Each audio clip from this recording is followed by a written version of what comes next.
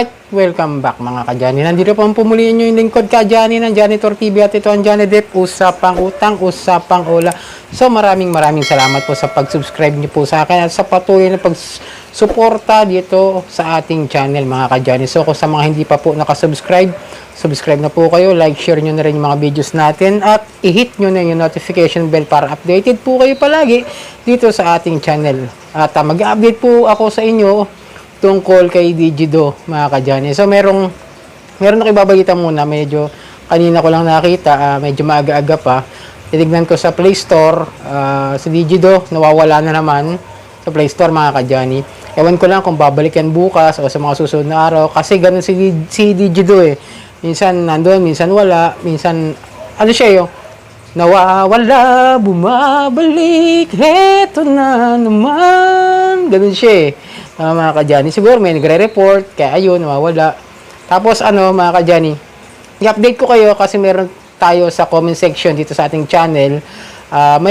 Mayroong isang nag-comment, shoutout sa'yo, Rosas98332, no? Sa tanong mo, may pumunta raw sa bahay 2 beses. Magbayadan daw kami sa barangay, ano po pwedeng gawin? So, si agent nagpunta na sa bahay nila ng 2 beses. Hindi niya nasagot, hindi ko pa siya natanong kasi kung magkano yung utang niya, nalaw niya dito sa Digido, kaya medyo hindi ko rin siya masagot. Pero kung sinabi ni agent na ganoon, pupunta sa bahay 2 beses na at sa barangay mag-usap, eventually and actually, no, mga ka-Johnny, hindi naman sila pwede sa barangay dahil hindi naman sila residente ng lugar nila. At saan ba yung lugar ng ating nag-comment mga ka-Johnny? Sinabi niya ito, pakita ko sa inyo yung comment niya. Ayan. Antipolo. So yan mga ka-Johnny, pangalawa na to sa mga nagko-comment sa atin na napuntahan na sa Rizal area. Yung isa na nakaraan, meron nagtanong sa atin, binangonan daw siya.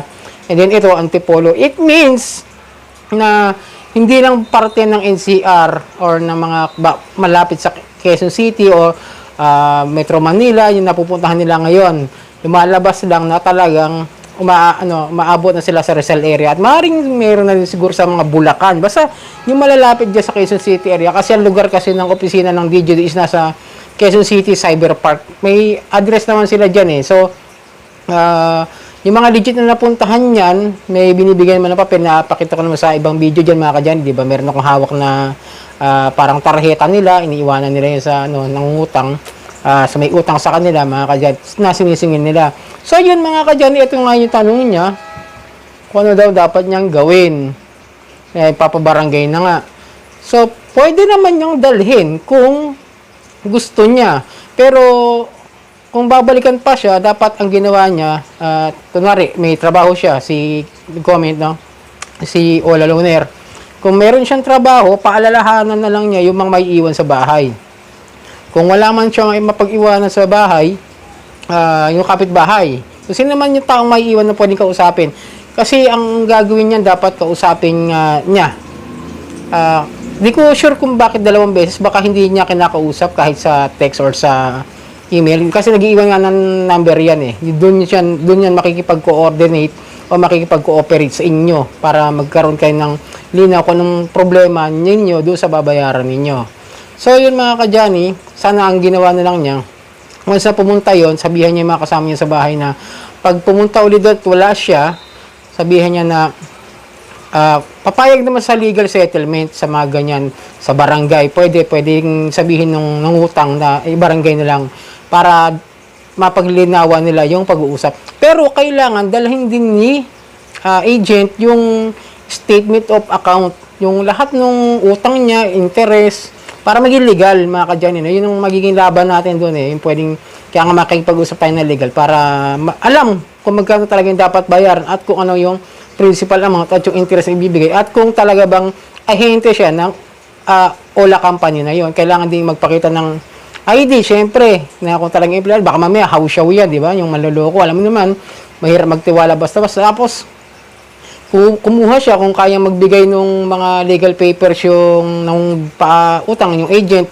na maniningil nga sa kanya kung meron siyang BIR or something na kailangan talaga patunay na yung kumpanya is lehitimo mga ka-Johnny, padala niya Yan ang mga kailangan. Tapos, magdala siya ng, kung kaya niya magdala ng laptop, magdala. Kasi, kailangan tanggalin yung account niya doon sa Digito dahil nga, minsan may nangyari nga sa amin, di ba, sabi sa inyo na, binayaran namin, pero hindi naman pala agad binura nung agent yung aming utang na nagbayad kami ng 7,000 mahigit, pero meron pa rin kaming balance sa 2,000 mahigit, mga ka-Johnny. So, yun, sinasabi, para malinaw na makita ninyo, nabubuhin talaga yung account ninyo doon sa online lending apps na yan, na like ni Digito, mga ka-Johnny.